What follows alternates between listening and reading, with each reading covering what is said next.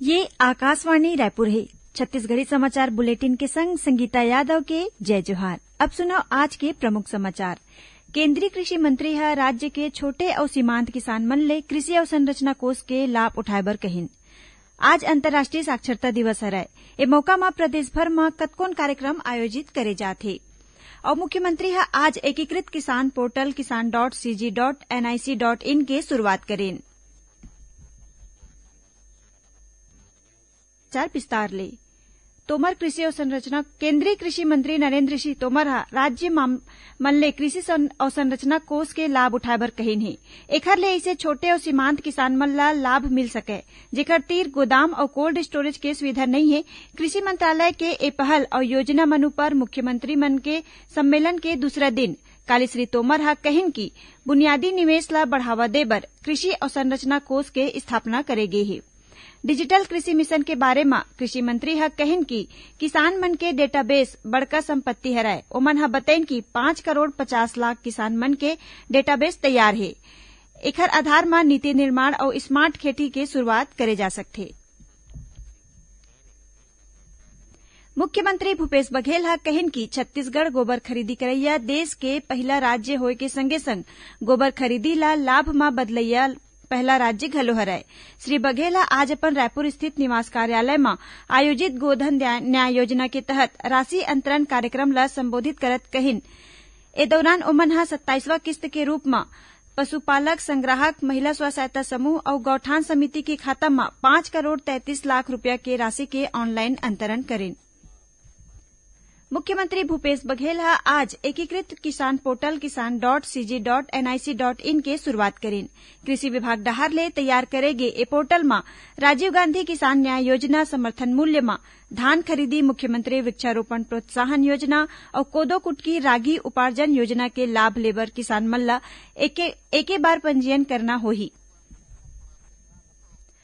आज अंतर्राष्ट्रीय साक्षरता दिवस हरय। ए बछर अंतर्राष्ट्रीय साक्षरता दिवस के विषय डिजिटल साक्षरता विभाजन ला कम करना हरय। ए मौका में प्रदेश भर में कतकोन कार्यक्रम आयोजित करे जाथे। राज्यपाल अनुसुईया उइके और मुख्यमंत्री भूपेश बघेल ह प्रदेशवासी मन ला साक्षरता दिवस के बधाई और शुभकामना दिन। राज्यपाल ह अपन संदेश में कहिन कि साक्षरता समाज में जागरूकता लाए के सशक्त माध्यम हरय। उहे मुख्यमंत्री ह कहिन कि आज के दिन अक्षर मन के अलग जगाए और अक्षर ज्ञान के प्रकाश ले अपन समाज के जीवन में चेतना, सुख और समृद्धि के रोशनी बगराए के दिन हरय। ए मौका में मुख्यमंत्री ह आह्वान करिन कि प्रदेश ला 100% साक्षर बनाए बर सबो जन अपन योगदान दे के संकल्प करे। केंद्र सरकार ह उच्चतम न्यायालय ला सूचित करे है कि ओमन ह राष्ट्रीय रक्षा अकादमी में महिला मन के प्रवेश के निर्णय ले हे। सरकार ह कहिन कि ये निर्णय सशस्त्र बल के संग परामर्श के बाद करेगे है। न्यायालय ह 18 अगस्त के फैसला सुनाए रहिस कि राष्ट्रीय रक्षा अकादमी में महिला मन के प्रवेश के अनुमति दे जाना चाहिए। ए फैसला में महिला मन बर तीनों सेना में स्थायी कमीशन पाए के अवसर खुल जही।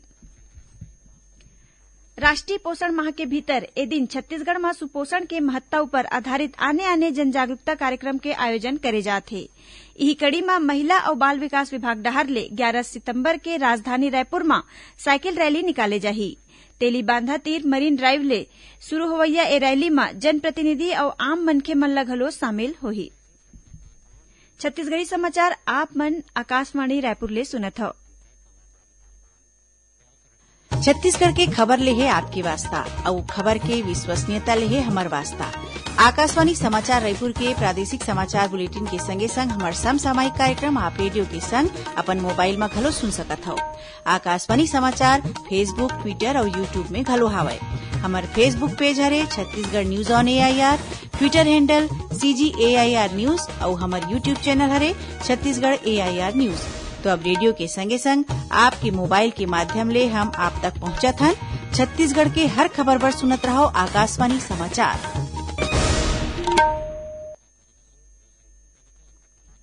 अब आगू बाढ़बो बाचे समाचार कोती। छत्तीसगढ़ में कोरोना ले बचाव बर अब तक 1,52,00,000 ले ज्यादा टीका लगाए जा चुके हैं। उन्हें स्वास्थ्य मंत्री TS सिंहदेव ह कोरोना टीकाकरण काम में तेजी लाने बर काली मोर जिम्मेदारी अभियान के शुरुआत करेन। 4 महीना तक चलैया ये अभियान के भीतर राज्य भर में आदिवासी क्षेत्र के लोगन ला कोविड टीकाकरण बर प्रेरित करे जाही। ए मौका में श्री सिंहदेव ह कहिन कि अभियान राज्य में आदिवासी समुदाय के टीकाकरण के दिशा में एक बड़का कदम हराय। संगे संग सरकार के टीकाकरण ले जुड़े प्रयास में एक ठीन महत्वपूर्ण योगदान हरय। ये अभियान में यूनिसेफ और एकता परिषद के संग युवा, धार्मिक और आदिवासी नेता, निर्वाचित प्रतिनिधि संग सामाजिक संगठन मन के सहयोग ले जाही। इस बीच रायपुर कलेक्टर सौरभ कुमार हा टीकाकरण के गति बढ़ाए बर बूथ लेवल में अधिकारी मन ला घर घर जाके सर्वे करके सूची तैयार करे के निर्देश देन हे, जेखर ले बाँचे मनखे मन के टीकाकरण करे जा सके।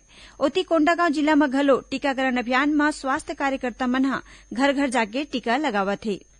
एती प्रदेश में कोरोना संक्रमण के दर में सरलग कमी आवत है और औसत पॉजिटिविटी दर 0.18% में आगे है। प्रदेश में काली जिहा कोरोना संक्रमण के 56 नवा मामला आगू आए है, उहे 12 जिला में एको जन मरीज नहीं मिले है।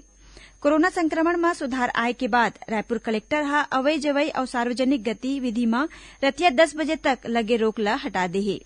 एती दुर्ग जिला में स्वास्थ्य विभाग हा तीसरा लहर के आशंका ला देखत सबो जरूरी तैयारी पूरा कर ले है। भारतीय जनता पार्टी हा अवैया 5 साल राज्य में होवैया विधानसभा चुनाव ला देखत चुनाव प्रभारी मन के नाव के घोषणा कर दे है। केंद्रीय मंत्री धर्मेंद्र प्रधान ला उत्तर प्रदेश विधानसभा चुनाव बर प्रभारी नियुक्त करे गे है। उहे छत्तीसगढ़ के भाजपा नेत्री और राज्यसभा सांसद सरोज पांडे ला सह प्रभारी बनाए गे है।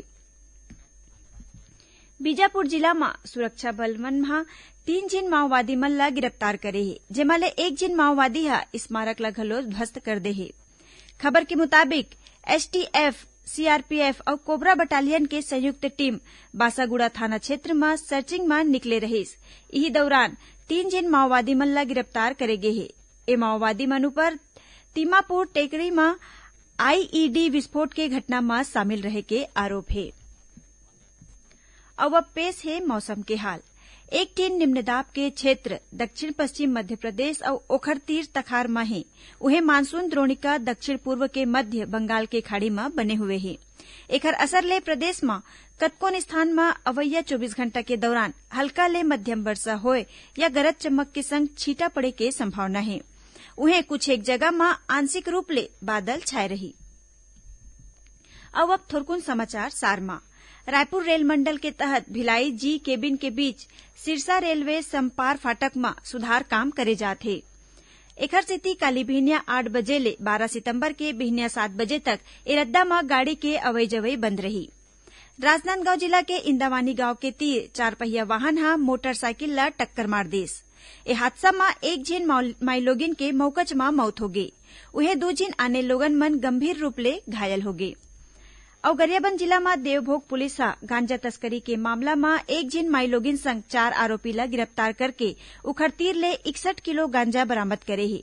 एमा ले 3 जिन आरोपी उत्तर प्रदेश और 1 जिन आरोपी उड़ीसा के रहिया हराय। आखिर में प्रमुख समाचार एक घो फेर। केंद्रीय कृषि मंत्री हा राज्य के छोटे और सीमांत किसान मन ले कृषि अवसंरचना कोष के लाभ उठाए बर कहिन। आज अंतर्राष्ट्रीय साक्षरता दिवस हरय। ए मौका में प्रदेश भर में कतकोन कार्यक्रम आयोजित करे जाथे और मुख्यमंत्री हा आज एकीकृत किसान पोर्टल kisan.cg.nic.in के शुरुआत करेन। एकरे संग छत्तीसगढ़ी समाचार बुलेटिन इहे सिरावत है। जय जोहार।